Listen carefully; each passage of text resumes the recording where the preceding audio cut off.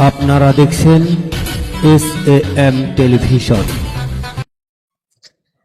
জামালপুর মাদারগঞ্জে ৯ নং পৌর শাখার ছাত্রদলের পক্ষ থেকে শীত বস্ত্র ও বৃক্ষ বিতরণ করেন।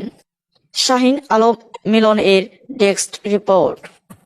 মাদারগঞ্জ পৌর বিএনপির সাংগঠনিক সম্পাদক খালিদ হাসান এর আর্থিক সহযোগিতা এবং পৃষ্ঠপোষকতায় আছেন।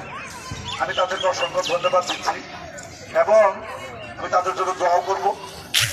আর এই ধরনের উদ্যোগ যেন আরো বড়।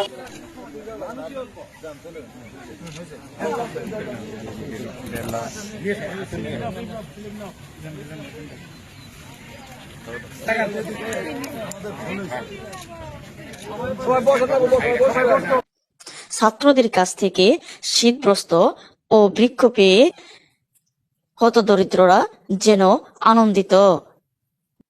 আগামী দিনেও যেন ছাত্রদের মাধ্যমেই দেশ সংস্কার ও এ সমস্ত ভালো কাজ হয় সে প্রত্যাশা করেন হতদরিদ্ররা।